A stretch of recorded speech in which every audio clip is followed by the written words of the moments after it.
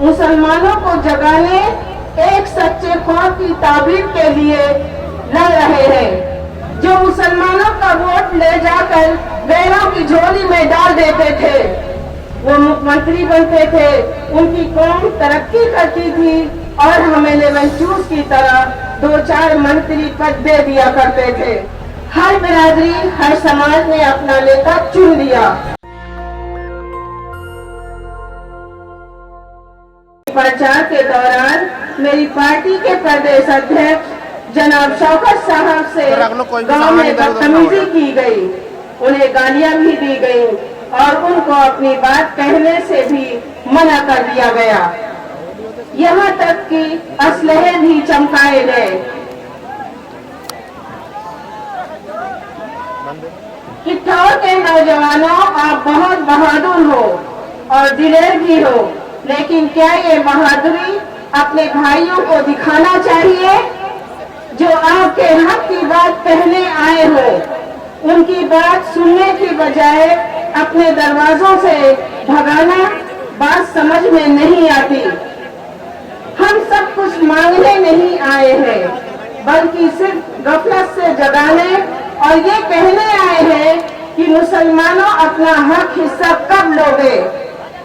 शाहिद मंजूर भाई साहब मेरे बड़े दोस्त हैं। वो अखिलेश सरकार में कैबिनेट मंत्री भी बने, लेकिन उनकी कलम में ताकत नहीं दी गई। उनका इस्तेमाल किया गया और कमजोर किया गया। हमारी कलम चल जाए तो मुसलमानों के दिन बदल जाए और उसके ऊपर कोई कलम न चल पाएगी। जहाँ तक हमारी पार्टी MIM की मुखालफत की बात है, अच्छी और सच्ची बात की मुखालफत बहुत होती है। तारीख गवाह है, इस्लाम की जितनी मुखालफत हुई, दुनिया में किसी मजहब की मुखालफत नहीं हुई और थोड़े ही अरसे में इस्लाम दुनिया में छा गया। आज ओवैसी साहब पूरे हिंदुस्तान में घूम घूम के जो मेहनत कर रहे हैं, कोई ओवैसी साहब को नेता बनने का बुखार नहीं है, बल्कि वो अपने जिम्मेदारी और फरीजा समझकर अंजाम दे रहे हैं। ओवैसी साहब की शख्सियत किसी बात की मोहताज नहीं है। वो बड़े बाप के बड़प्पन लिए हुए बड़े बेटे हैं। आप बैरिस्टर हैं, चाहते तो सुप्रीम कोर्ट में वकालत करते, बड़ा पैसा कमाते, सुकून से रहते। वो कौम के प्रति अपनी जिम्मेदारी महसूस करते हैं। अपना चैन और अपनी नींद खोकर भी मुसलमानों को जगाने एक सच्चे ख्वाब की ताबीर के लिए लड़ रहे हैं। साथियों, बुजुर्गों, नौजवानों, आजादी के 70 साल बाद भी आज हिंदुस्तान के मुसलमानों की हालत ये है। दिल्ली में जाकर मजदूरी कर रहा है, टायर का पंचर जोड़ रहा है, टेंडर या पेंटर है। किठौर के लोगों, आपकी माली हालत तो कुछ अच्छी है, लेकिन हिंदुस्तान में मुसलमानों की हालत बहुत खराब है। आपके पास जमीन है, कोल्ड स्टोरेज है, लेकिन सोचो पीढ़ियां आगे बढ़ेंगी, बच्चों के भी बच्चे होंगे, जमीनें छोटी पड़ जाएंगी, कोल्ड स्टोरेज में बहुत से हिस्से लग जाएंगे और तबाही बर्बादी के पीछे हमारे जैसे शाहिद भाई मंजूर जैसे मुमताज भाई की तरह लोग जिम्मेदार हैं, जो मुसलमानों का वोट ले जाकर गैरों की झोली में डाल देते थे। वो मुख्यमंत्री बनते थे, उनकी कौम तरक्की करती थी और हमें लेमन जूस की तरह 2-4 मंत्री पद दे दिया करते थे, जिनके पास कोई ताकत नहीं होती थी।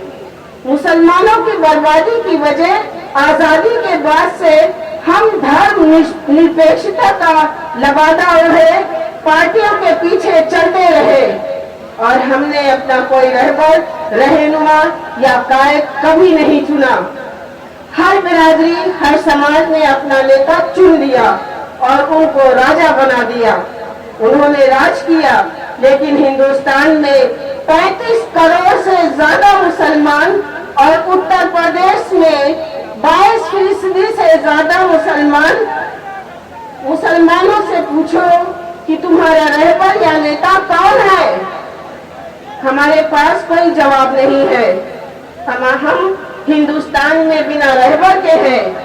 लोगों, अल्लाह के रसूल सल्लल्लाहु अलैहि वसल्लम ने फरमाया है कि अगर सफर में भी हो तो अपना एक अमीर चुन लो, लेकिन अफसोस हम 35 करोड़ मुसलमानों ने कोई अपना अमीर या रहबर कभी नहीं चुना।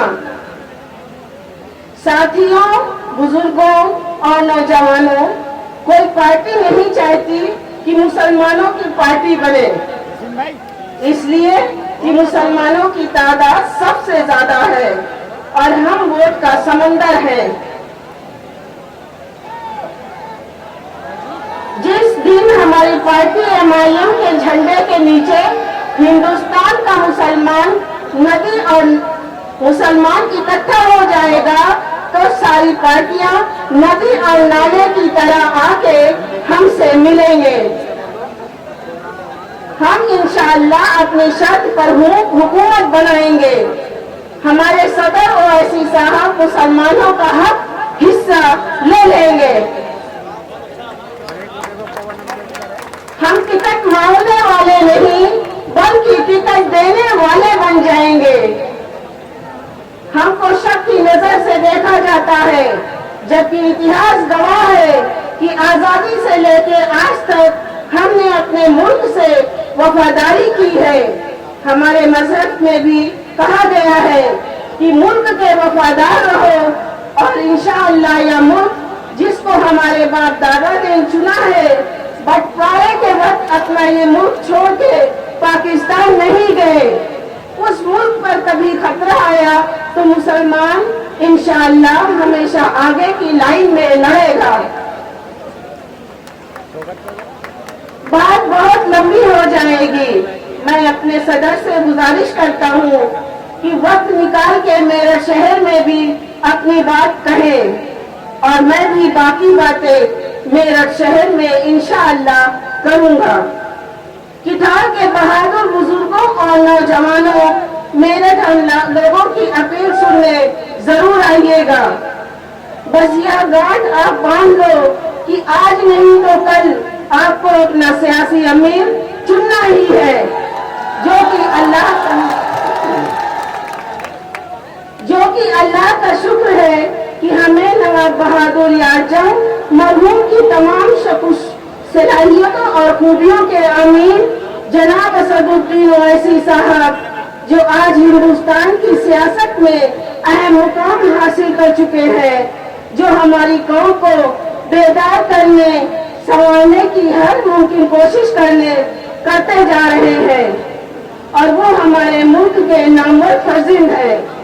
हालात जमाना और कानून पर उनकी उंगलियों की गिरफ्त बहुत मजबूत और मुस्तहकम है। आज हमें अपनी कौम के ऐसे मुखलिस लीडर का शुक्रगुजार होना चाहिए कि उन्होंने जिस मेहनत और जाफिशानी से हमारे अंदर एतमाद की राह हमवार की है, अगर हम इस बात को नहीं समझे तो तारीख हमें फरामोश कर देगी। दोस्तों, जेल बंद हो रही है, बाकी बातें इंशाअल्लाह मेरठ में कहूँगा। आप आइएगा जरूर। बुजुर्गों, मैं आपसे अपनी सेहत और जल्दी जेल से रिहाई की दुआ की दरख्वास्त करता हूँ। खुदा हाफिज। आपका अतीक अहमद। नेशनल दस्तक की आपसे गुजारिश है कि अगर इसको बचाना चाहते हैं तो नेशनल दस्तक को सब्सक्राइब करने के लिए रेड कलर के सब्सक्राइब बटन को दबाएं, फिर बेल आइकन की घंटी दबाएं।